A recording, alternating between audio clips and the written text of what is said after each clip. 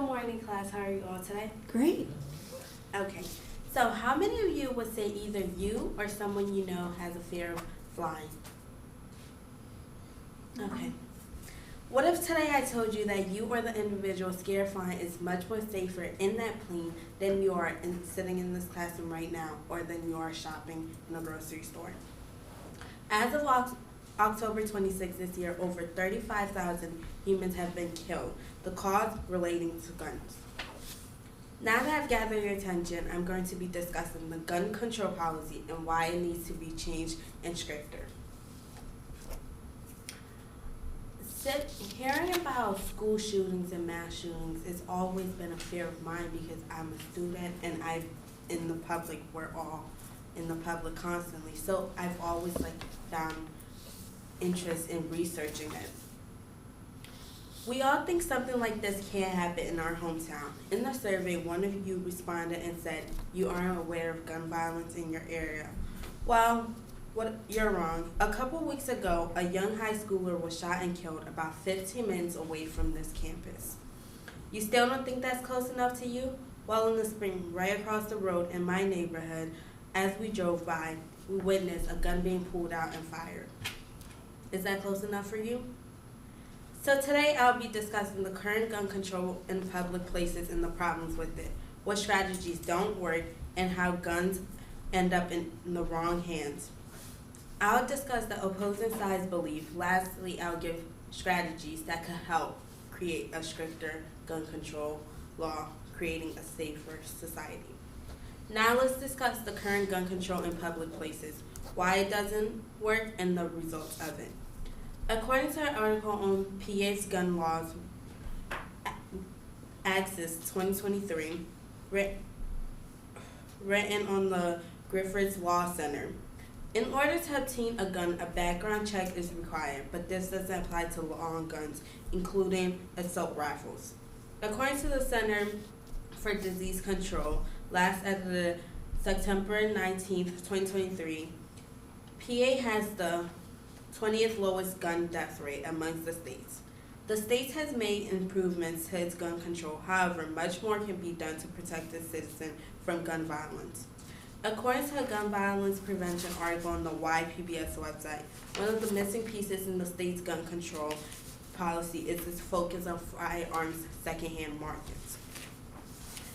Spilling guns into the street. Secondly, I will be discussing the opposing side's thought on the situation. People argue against stricter gun control because they believe that it's restricting our Second Rights Amendment. According to the Constitution Congress government website, the people are given the right to bear and keep arms. However, striking a balance is difficult, but the law can vary amongst individuals and courts. Advocates for stricter gun control argue that reasonable regulations enhances public safety without outright infringing on individuals' rights. Moving on, I'll be describing strategies that should be taken into account when creating a stricter gun law, and also strategies which also lowers the death rates due to firearms.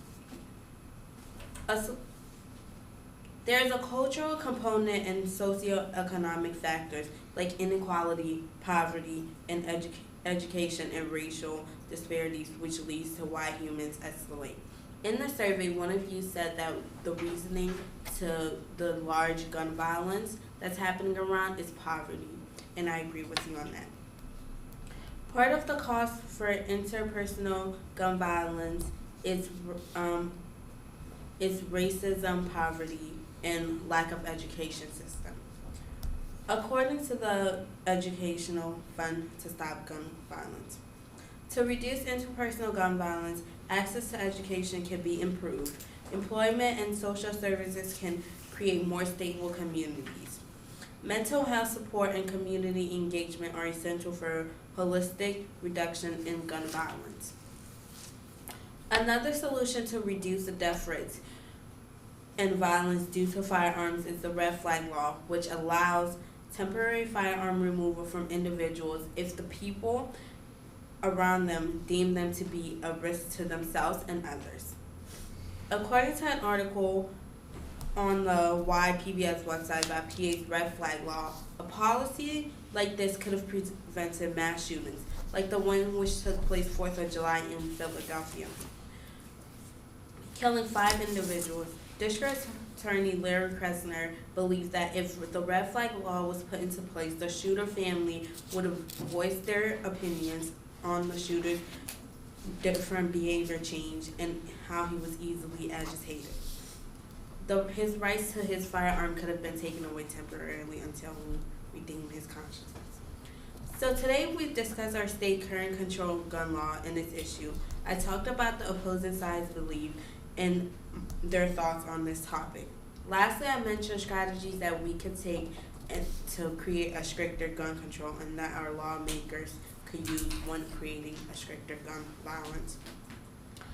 I hope that these main points which I presented to you have proved the importance of a stricter gun control, the importance of lowering death rates. Stricter gun control aims to prevent unauthorized access to firearms, providing us a safer society. I have this picture up here. These are pictures of victims who've lost their lives to gun control. Though they add on to the statistic, they are human beings. Each of them had their own stories, each of them with family members, neighbors. Each of them had their own life going on, but their life were taken away because the gun was placed in the wrong hand. And that's all.